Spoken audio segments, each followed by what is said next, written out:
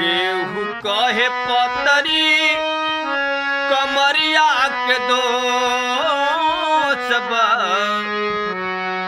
सूरदास कहेले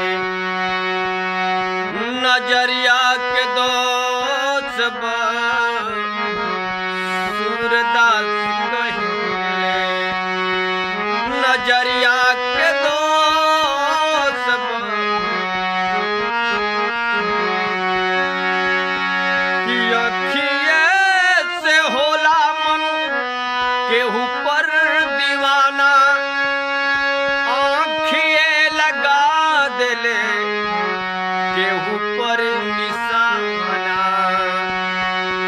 कि अखिए से होला मन केहू पर दीवाना, अखिए लगा देले केहू पर निशाना। कि केहू कहे धान रंग चुनरिया के दोष बा, सूरदास कहेले नजरिया के दोष बा, सूरदास कहेले नजरिया के दोष बा। कि अखिए से लौकेला अन्हरिया या जोरिया, अखिए बतावेले कि गोरहा की करिया। कि अखिए से लौकेला अन्हरिया या जोरिया, अखिए बतावेले कि गोरहा की करिया।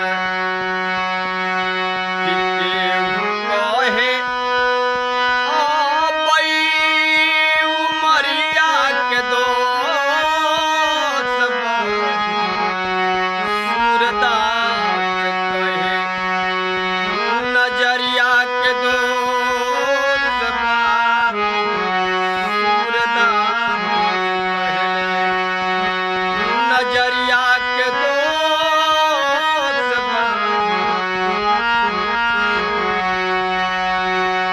कि अखिए से लौकेला गदरल जवानी,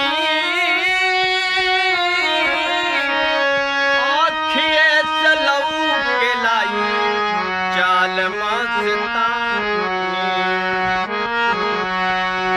कि अखिए से लौकेला गदरल जवानी, आँखिए से लौकेला चाल मस्तानी।